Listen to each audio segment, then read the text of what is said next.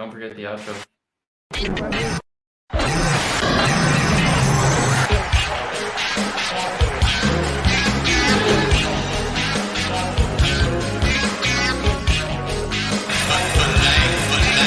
This is Offside Hockey Talk, where the Maple Leafs and hockey come to talk. What's going on, guys? Welcome back to the Mid-Leaf Meltdown. I'm your host for now, Dylan, or D434, and as always, I've got Mr. Pete the Heat with me. How are you doing tonight, Pete? I'm doing all right. We're coming off a Leaf loss, but God of War came out today. Ladies and gentlemen, I am currently downloading that, waiting to play. I don't know if I'm going to get to it tonight, but I am excited to rip some of that later.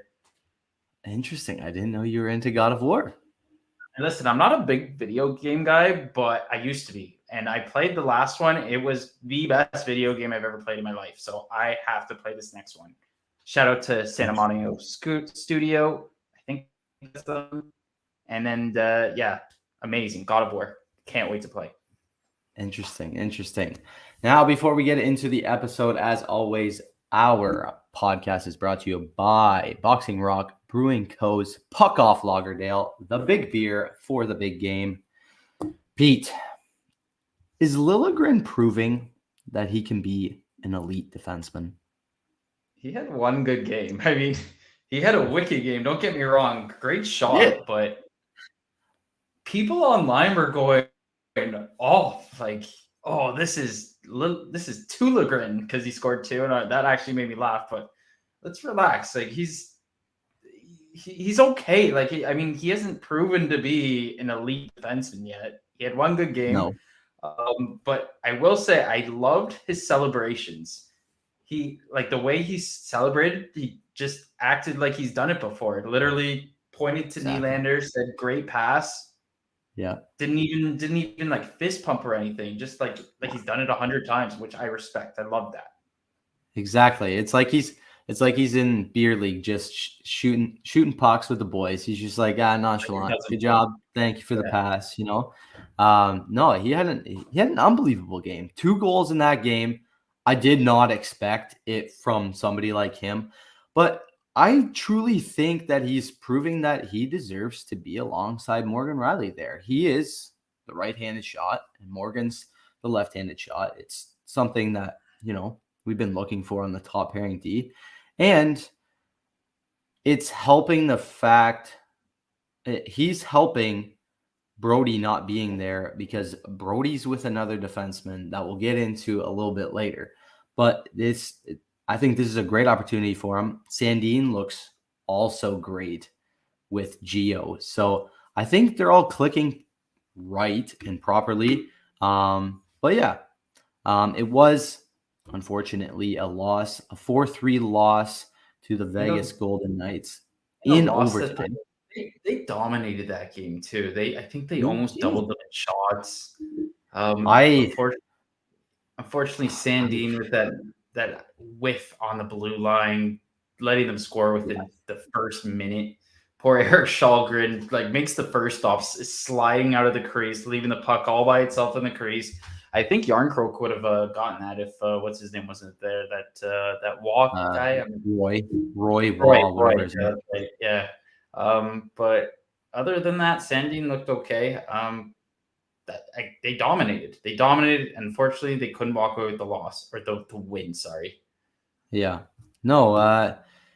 Reilly Smith also had quite the game. He scored twice. Also, both very, very important goals: the game winner and the tying game. I guess it kind of sucks that I had him in fantasy, but I know. I guess it was a win-win situation. I was excited that he got the tying one. I was just hoping he didn't get the winner. I want to hear something funny about Reilly Smith, though. I heard on the Nick and the Kyprios and Bourne show. Who's the producer? I don't know who the producer is. The guy in the background. He was saying 2 of his beer league buddies are friends with Reilly Smith, and they went out Monday night. So this guy. So he's playing hungover, scores the tying goal that's shorthanded, and the game winner in overtime. So Reilly Smith, man, I'm pretty sure he's from Toronto, obviously, right?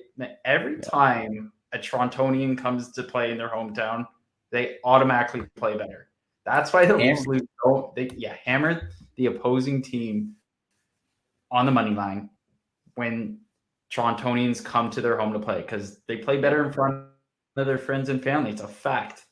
It's either hometown people or former Leafs, and the league is filled with them. So any given night we're bound to hammer those two on the betting apps. Interesting start though. We started our fourth line, and I had no clue why. And TSN, I was watching TSN. They were talking quite a bit about it. I think it's O'Dog. Is it O'Dog? I forget his first name. Jeff O'Neill. Yes, Jeff O'Neill. He was talking about it. He's like, that's what you get for starting your fourth line. Like, you don't start your fourth line. You get Matthews to start the game strong and set the tone. I was like, yeah, that's fair, but your fourth line could also set the tone with, hits, drop the gloves, whatever. I know it didn't happen. Now, when you're the home team, though, you get to pick second on who, so you get to see the team's starting lineup. Yeah. You don't want to match. Like, it is interesting to see him start the fourth line, but like O'Dog said, why wouldn't you want to start the first? Yeah, it's true. Sorry, we both just had an Amber Alert. We got an Amber Alert, ladies and gentlemen. Yeah, no, like if you wanted to take advantage of the game, like, you are the person that gets to decide who starts like second. So technically, like, it could have and should have been Matthews. Could have prevented that first goal, but it is what it is. You did say that the Leafs tested Thompson. Thompson played well considering the shots. They were 31-20. But I think you were right. We had a pre-show discussion. Källgren seemed like he had more high.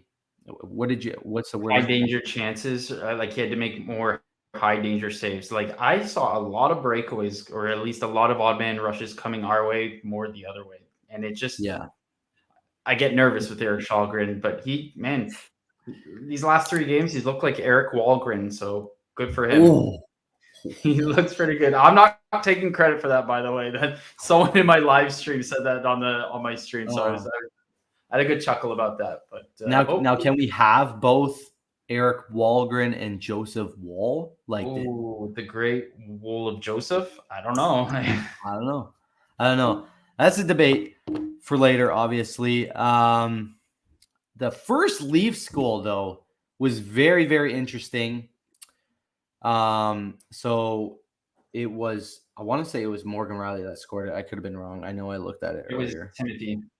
It was Timothy, sorry. But Morgan was the one that kept it in on the blue line. Now it was a very, very close call.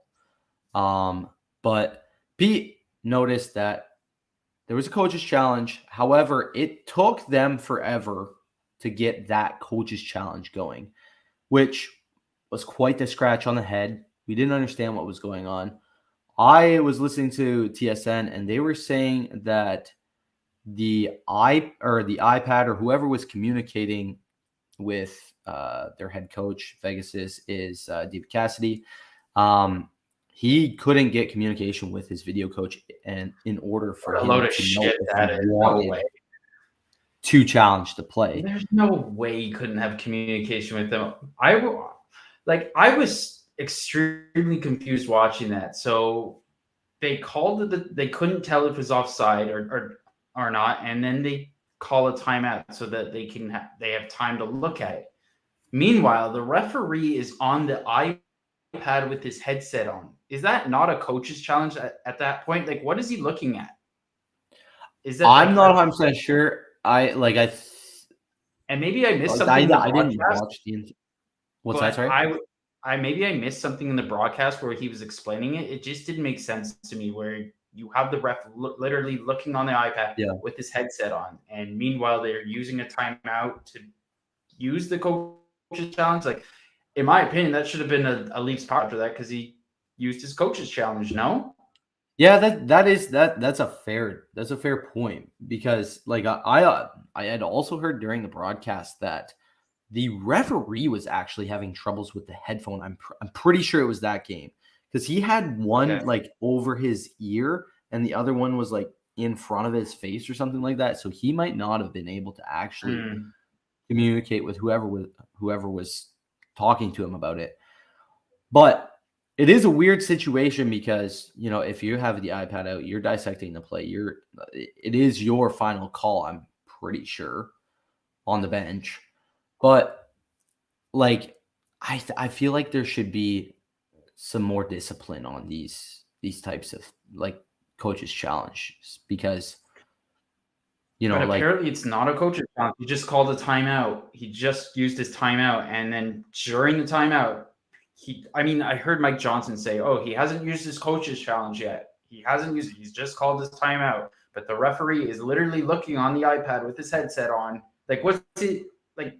What happened? Is he supposed to call it back? I mean, he didn't make a call on the ice saying it's a good. Well, you can't. Non-goal. I don't think a referee could call it back. Right. So unless why is he looking on the iPad? Unless I'm confused. I don't think you can call it back, even if the people upstairs are like they can't call him and be like, hey, it was actually offside. Like the call on the ice is the call on the ice. Like there's no going back. I know that is weird. Like I feel like I guess if he did timeout and he used however many minutes in his timeout, it was acceptable. We must be missing something because it's like I'm shocked not more people are talking about it today. That's true. There's something. At least we're kind of talking positively about a loss rather than like Leafs land blowing up right now. Like Vegas is on the 8-game tear, which is brilliant and bravo to them. Yeah, they got away with that one. Leafs should have taken it, but hey, I don't think we should have beat Montreal the other night. Or no, not Montreal. Sorry, the Carolina Hurricanes. So we'll take that win, and I guess we'll take this out.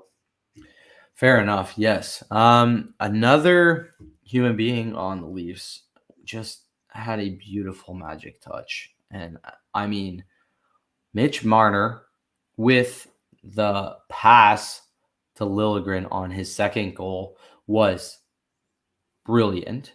Was that Mitchie? I thought it was Nylander. No, Mitchie had the puck in the center and he just threw it behind him, no looker, and Morgo he semi faked the shot and then Lily shot it, sniped it.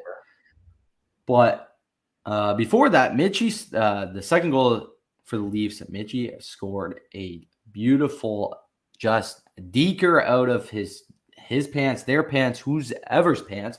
4 guys are around Mitchie, and he somehow finesses all of them and gets Logan Thompson to just fall for every move that is going on his stick. I did not understand how Logan didn't get that, but on that, man, Montreal just scored a minute into their game. Anyways, sorry, Marner on that play, absolutely disgusting. And man, he's on like a 7-game point streak now. I mean, I'm not gonna pump my own. I am gonna pump my own tires. I made a voice note back a couple weeks ago. Ever since I've pumped those tires. Ever since I sent him that voice note, he has been flying out there. He's on a 7-game point streak. Filthy move last night around 4 Vegas Golden Knight players and just goes top cheese. How do you do? Tie? Did we take the lead at that point? I think we did. Or did we tie it? Yeah, we took the lead. It was I think it was still in the first. Man, yeah, Marner looks great right now. And I'll be on my TikTok sometimes and I'll just run into these videos of, we need to trade Mitch Marner. No, you do not trade one of the best right wings in the NHL. No. Yeah. You do not win a Mitch Marner trade. Shut up. Name a better right winger right now. Mitch Marner. Oh, what was that? That was crickets. Oh, yeah, there's no one better. Definitely Mitch Marner, best right winger in the NHL. Not a non-biased opinion. That's a fact. The only person I would ever probably trade for him is a prime Ovi. A prime Ovi, yeah, I guess, maybe. I don't know. It's a tough one. It's a toss-up. It's a toss-up. It might be the greatest goal scorer of all time. Might be. I think he will be. Anyways, yeah, Vegas closed out their 8th straight win. 8th straight win. Solid game. 4-3 loss in OT. At least we got a point. Hey, I totally didn't even clue into that until now. Yeah. Solid one. So we'll take the point, whatever. I mean, I'm still kind of sour that they lost that game of domination. There was one point in the game where, is it Wah or Roy? We haven't established this yet. Whatever his name is. He was so tired out there, he couldn't even breathe. That was fifth. I think that's where Marner sniped, right? And that that was the pass from Marner to Lily. Right. Yes. So that pass to Liljegren snipe. He takes his stick and just breaks it. It's funny. He doesn't have enough energy out there, but he has enough energy to break his stick, which I thought was hilarious. But he was out there for like 2 minutes, man. That shift was pure domination, and that's the Leafs we expect to watch. And it's so frustrating when we don't see them play like that. We know they can play like that consistently, and we don't see it. It's just frustration. Yeah, it is. But I guess it does happen, and frick, man, that was a solid game. Like, dominance on top of magical plays is just OG Leafs, what we're used to. It needs to happen more often for sure. I love talking about other Leafs news talkage. You know what I'm saying? Has Brody made Justin Hall a better defenseman? I saw that stat. I don't know if you saw it on Twitter, where it's like they have the best defensive numbers right now. Yeah, I'm telling you right now, TJ Brody is just a work of art, and we have this guy for next season too. I am gonna be so upset to see him leave if he does leave. He has just made our defensive core so much better ever since that signing. That has been my favorite Dubas signing, one of them at least. He has made Justin Hall better, a lot better. Like, we're seeing a better Justin Hall out there. I think that's what Muzzin was able to do. And then when I guess you put him with Reilly, it doesn't mesh, man. But I think TJ Brody is the most underrated Leaf right now. Doesn't get enough respect. I always wear his jerseys to the game, and I always get like, yo, that's a sick jersey. He's mad underrated. I'm like, I know. People need to realize that he's so good defensively. It's too bad that like the jerseys that don't get sold as much aren't cheaper for some people, because he's not sold as much in Toronto as he probably should be, and he's definitely one of the biggest assets on the back end.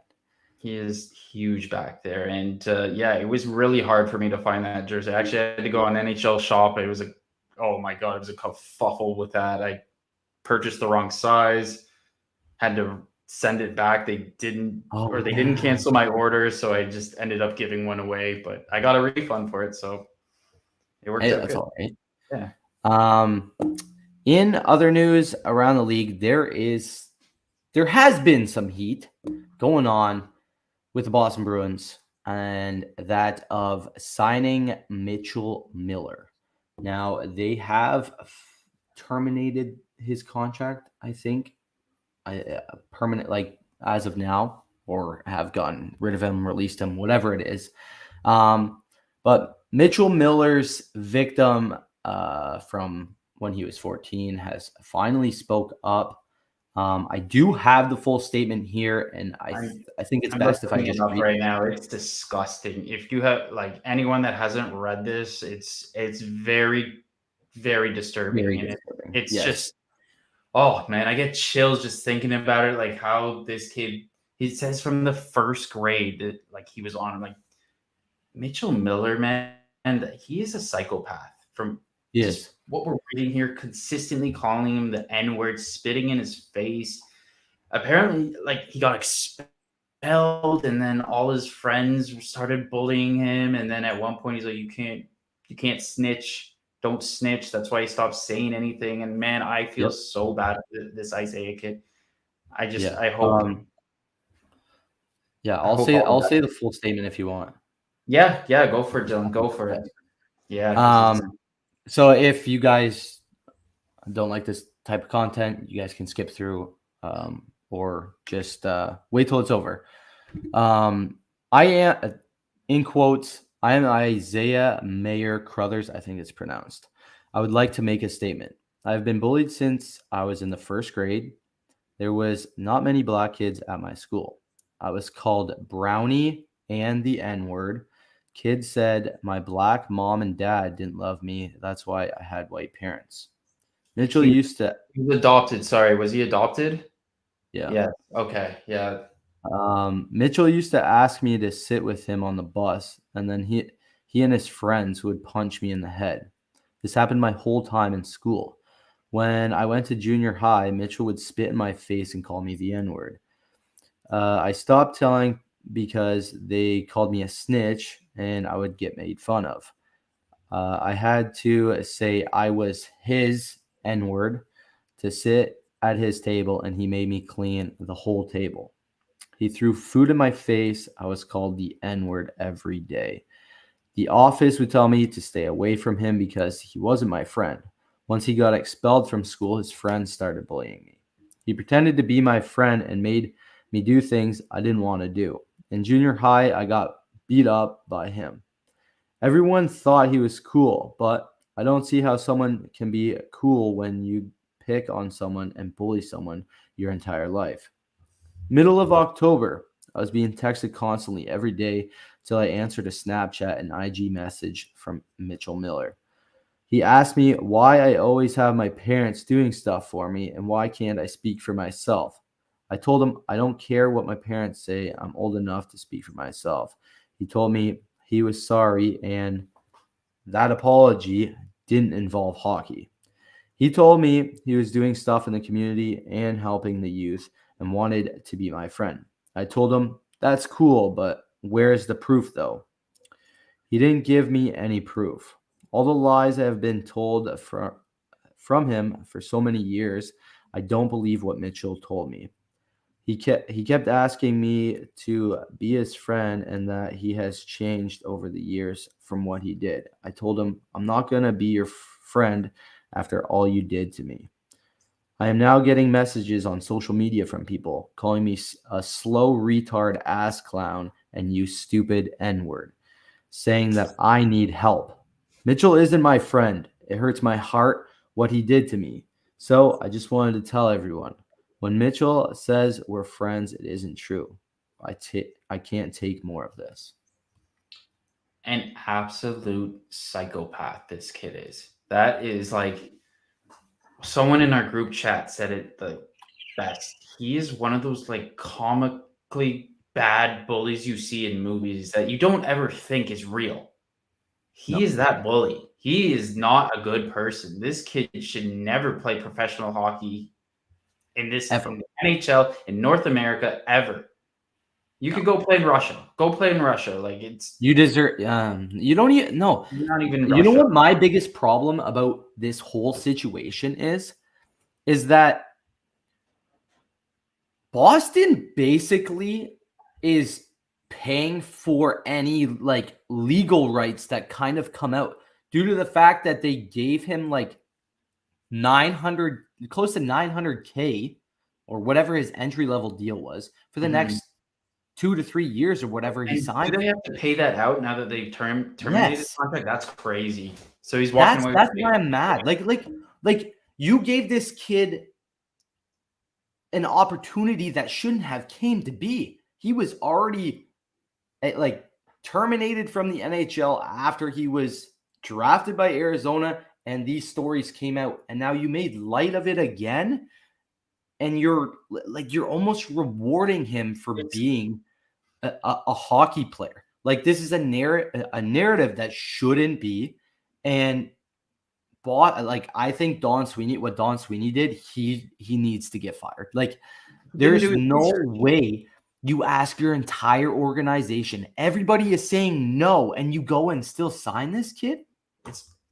What people are saying right now is that there was teams lined up. Like, I think even Detroit, like Stevie Y was looking into this apparently, but Boston was the first. They have apparently no prospects, so they needed to sign this kid. They didn't do their research. They thought this would probably go under the radar, when in fact it's blown up in their faces, and they've completely embarrassed themselves signing this kid. And it's like, even when Don Sweeney came out and did that press conference, he's like, well, new information came out. What new information? This statement didn't come out before that. So we know that you guys clearly didn't do your research. He's been a piece of shit since the first grade. You think he's changed? Probably not. Do your fucking research. Like, you didn't even go out to Isaiah's parents. You didn't ask them, like, what did he apologize? Is he a better person? Probably not now. Like, this kid is an absolute psychopath and should never play hockey again. Did you see the statement that was said from Mitchell's management or his agent? Sort of. I sort of saw it. Just enlighten me again. So basically, he's saying that he is in a bunch of like these organizations.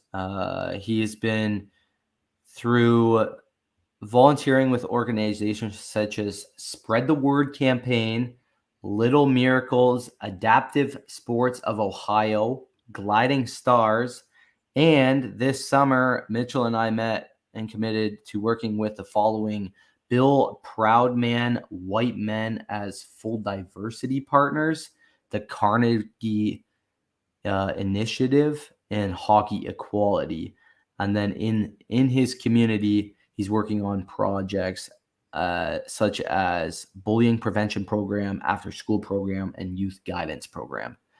Like, you may be in all of these things, but at the end of the day, what you did, as a whole, like, you didn't just call this kid the N-word.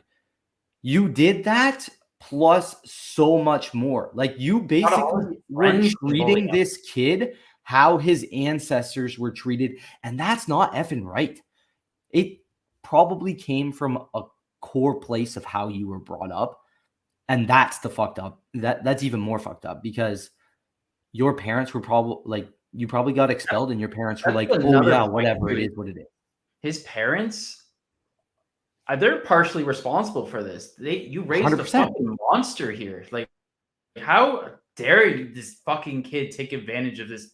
He's disabled. Like, and I'm sorry, I'm just so frustrated right now. I might lose my thoughts, but his parents, man, like, that is terrible parenting. That's on them as well. Yeah, it is. It's 100% on them. Like, it just boils my skin, because like, there are so many good hockey players in this world, and they probably won't ever get a shot at the game. However, you're the piece of shit. You're good at hockey, but you fucked it up, and you are putting a narrative on all hockey players on this is how all guys in the sport are. And it's sad. It's sad. It's sad. It's giving a bad name for hockey culture too. And with all the Hockey Canada stuff that came out earlier, I know he's American, this kid, but it's been a terrible look for hockey culture in this last year, and it's terrible to see. We're going to continue to speak about this topic. News broke out before the podcast today, as the Mitchell Miller situation was going on.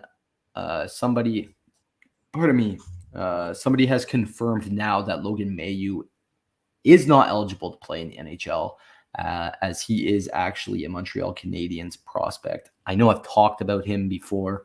He plays for the London Knights, which is the OHL team that's closest to me. I don't know how I feel about this. No, I can't. I'm not going that route. I needed to protect my words there. What he did was, if you don't know the story, he had some sort of relationship with a woman overseas during COVID. He was playing for, I think, a Swedish team over there. I think so. He had some sort of sexual intercourse or sexual act that had gone on. He had taken pictures without the woman's consent. He had then raved about it to his boys and showed them all of the pictures. And obviously it had gone back to the girl, probably because the boys were either harassing her or whatever, asking her, being obnoxious, or just picking on her about stupid shit. And then he was sent to court. He had to go through a bunch of things as well. This, again, is like no light situation. Like, you are a hockey player. You are put in the spotlight. You have no excuse to slip up. You have no excuse to make a mistake. Everybody makes mistakes. I understand that, but buddy, you're in the spotlight. Don't fuck it up big time, because that's what you did. Like, both of these kids, like, you threw something that you had been working so hard for so long, and it's gone like that just because of one stupid fucking decision. Yeah, it's tough being a kid and thinking you're invincible, but at the end of the day, you can't do this stuff. And at least with the Logan Mailloux case, he asked Montreal, don't pick, or he told the entire league, don't pick me. I don't deserve it. So he showed some kind of remorse. I don't remember the apology he made to the girl, but I don't think she received one either, if I remember correctly. She has. He reached out either in court, like he had like a written document, I do believe, or just like a statement that had wrote up that he was thinking. Yeah, that's still pretty shit. But like, yes, he came out and said proper things, but yeah. Yeah, I mean, it looks like Montreal has now officially wasted their first overall draft pick with this kid, and I don't want to point and laugh at the Habs right now because this is not a joke, but like, why the fuck would you guys draft this kid after he said, "Do not draft me, I don't deserve it"? It's a bad look in the NHL. Now he can't play, so good. And honestly, this should go back to the Hockey Canada thing, where with those 7 players, they should be called out. They need to be called out, and they should be barred from the NHL.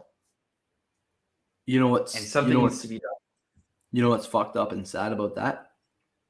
It was it's a similar situation to both these kids. They were young and they were being fucking stupid. And these kids, well, they're not kids now. The problem now is they're superstars in the league. They have been paid now. And they just fucked up a big, big opportunity. Yeah. Like, you fucked up your career. You fucked up your career. Like, you can't have it back. No. Welcome to our life. Working a 9-to-5 plumbing and insurance job, ladies and gentlemen. Welcome to the hard life. Like, you can, I'm sure you can sit on that money for however long you need to, but it will run out eventually. But for sure. To enlighten things, not totally enlighten things. In other news, last night, Evander Kane was cut on the wrist and will be out 3 to 4 months after, obviously, evaluation and getting that taken care of. Did you watch the video? No, I haven't watched the clip. I just read tweets. I heard there was a puddle of blood on the ice. Like, that is so scary. Is there an artery there that can potentially kill you? Like, that's not safe. Like, that's right on the wrist, right? So as much as I don't like Evander Kane, you don't ever want to see that happen to anyone. So I hope he has a good recovery. Like, 3 to 4 months is a long time, and the Oilers are he'll be back. He'll be back in like March. But Yeah, that's a long time, but I think the Oilers will still do pretty well without him. But it's just unfortunate. Just sucks that he was having a good start, especially fantasy wise. He has me like close to 60 points. Obviously, what he has done in the past is not forgiving either. But it was quite scary. I think it was Patrick Maroon that had like it was a total accident. Like It was Patrick Maroon that ran into him. Yeah, not Patrick Maroon. Evander Kane had already fallen to the ground, and I think like Patty was like either like turning from forwards to backwards or just like accidentally like having like a stride or whatever, and it had just grazed his freaking wrist, and I was just like, he got right up, like he went, and his statement basically was like, thank you to the ambulance, the doctors, the surgeons, everything. It was a very scary moment for him, obviously, and I hope a speedy recovery, because that is not something like you that could have been there's a lot of bones and tendons in there too, so there might be a lot of work. He could have lost his entire hand, man. Could you imagine? That would just... He might not have feeling there, man. You're right. Like, remember Crosby's finger dangling? This could have been his wrist dangling. Like, that was... That's just a scary sight. You don't ever want to see that. That almost reminds me. I don't know if you ever watched. I think it was Zednik. He got it to the throat. This was like, I think, in the 2000s. And I remember him just holding his hand to his neck, and blood is gushing out. Like, you don't realize how dangerous the sport really is until you see stuff like this. They're playing on knives on their feet that could stab anyone at any point. And so it's kind of not funny, but like, it's strange that we don't see this more often. Well, because of how like you probably think about it, it's like a one in a, I can't say a million, but like the chances of it actually happening are very, very slim. It's just I mean, at the end of the day, it's a combination of getting hit at the right, like at that one moment, and just bad timing, falling down next. Like it is all about timing. But crap, I forget what I was gonna say. No, do you remember, I think it was last year or the year before, that Tucker Tynan kid from Niagara, he was playing against the London Knights, I think, and somebody had stormed the crease, and just like complete fluke accident, like kid was like being pushed or something, and he had fallen, cut his neck, and like it was a freaking mess. You're looking at it right now. Currently, I think I do remember this, and I'm kind of like looking it up as we go here. That was on the Sioux Greyhounds, or was that Greyhounds or Niagara Ice Dogs? Gotcha. I know he's a player that also got some fucking backlash. Are you sure it's Tucker Tynan? Because the first article that came up was investigation into gambling allegations. Yeah, is that the same kid? Yeah. Oh wow. Okay, he likes making the headlines. Jeez. Again, you don't want to ever see that on a player, but that's very interesting. It happened to someone with a shady background. But no, that's a interesting situation. I don't think we should get into that. No. But yeah. The rest of the week, we've got the Pittsburgh Penguins Friday, and we've got Vancouver on Saturday, another back-to-back. Pete, after the OT loss, what are your predictions? Well, this is the first time that I remember, like, that I've ever, in my time of being a Leafs fan, over 20 years, this is the first time that I've seen a Leafs play back-to-back home games. I have never seen this happen. I've seen other teams get this. So I think the Leafs are going to do 1-1, but like I'm so frustrated we never get to watch this. They're always traveling on a back-to-back. So I think I think they're going to beat Pittsburgh, and then I'm watching Montreal they're absolutely dummying the Canucks right now. So I think the Canucks are going to play better against us with Bruce Boudreau across the bench, obviously playing for his favorite team growing up, or playing against his favorite team growing up. I think they're going to win on Saturday. So 1-1. Sure. We beat Fair Pittsburgh. enough. And what's his name? Petrozelli is probably going to play against the Canucks as well, right? So that's going to be an interesting point, right? Slow the road, buddy. I heard Matt Murray is back to practice. Yes. Full practice? And yes, I think he was at full practice today, or he's supposed to be tomorrow. He could be back for Saturday's game. Apparently. No, apparently, I don't know, man. Like from what I've been reading, I think he's gonna play next week, and this Petrozelli kid might be playing for Vancouver. Well, hey, you know what's one? Could be witnessing Garrett Sparks 2.0. I was just gonna say, I do know one fact for right. Rookie Leafs goalies always have an amazing first game. That's a great point. Great point.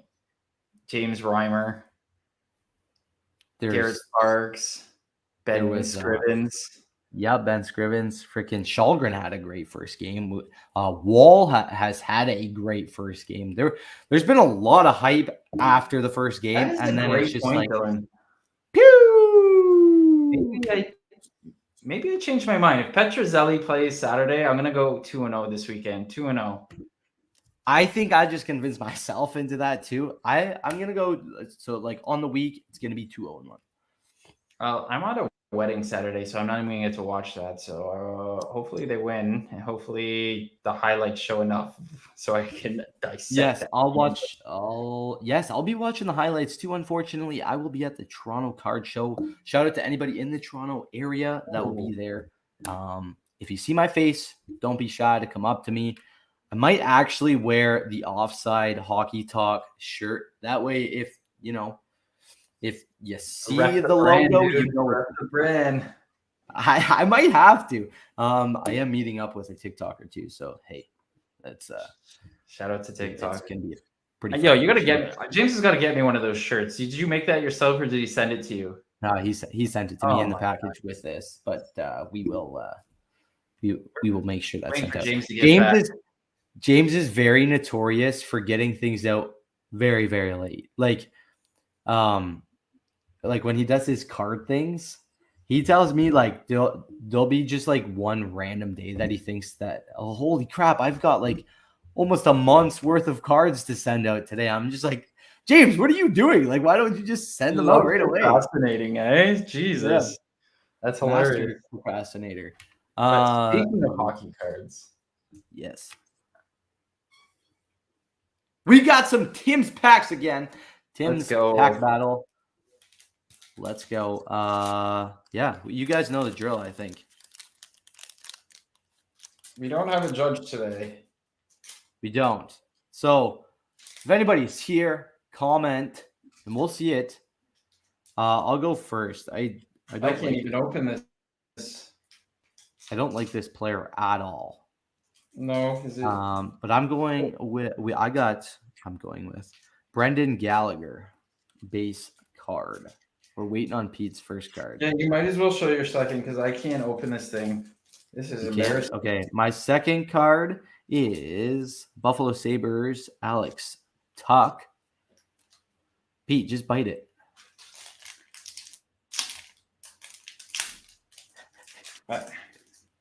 This is the biggest pack struggle. I separate the top, like try and make a triangle and pull it apart. That's what I normally do too, and I can't do it. I like almost finger it too. I like do one of these. I pull it and I like finger the hole that's like there. You got it? Doesn't want to open. Oh, you have scissors. I got it. Thank you. Holy smokes. You're sweating already. I am sweating. Okay, base card. Yeah, go for it. You're first. Okay, we got Dylan Larkin base card. Dylan. Dylan. Dylan. 434. What's next? Oh, did you show your okay, yeah. I showed my We got Connor Buck. He's not that baby. bad, actually. He's I might have won this one again. Uh-oh. What's your hit? I have Hockey Triumphs. AM34, baby. Why didn't you let me go first so I could get dusted like that? Yeah, I got Gold Etchings Timmy Stutzla. Hey, that's not bad. I like that card. I have that right here. It's a beauty card. Yeah, it's really nice. But let's see that Matthews card again. Yeah, we better. Oh my god, it's unreal. He's Also celebrating a goal against the Habs. Also, watch this. I still have a pack in my mouth. Oh, you have part of the pack here, bro. Yeah. I was like, what are you showing me right now? Oh, that was the biggest struggle I've ever done. Yeah. But I guess you win that one tonight. You love getting Austin Matthews in those. In the Tim's packs, apparently. I can't get him in anything else. Maybe that's news for some new packs that I'm going to be opening up soon. I sure as hell hope so. But anyways, that is all for the Mid-Leaf Meltdown. Catch us on Sunday on the Leafs Weekender. We may or may James not back? Have James back. I don't know. We might have him back. He did say he touched down in Toronto. I don't know how long he's staying in Toronto. I don't know if he wants us to run the show still instead of him. Who knows? He's like, yeah, maybe I'll just kick him off at this point. Yeah, we're just going to kick him off. But no, thank you guys for stopping by. Thank you all for watching. As always, take her easy and go Leafs go. Peace.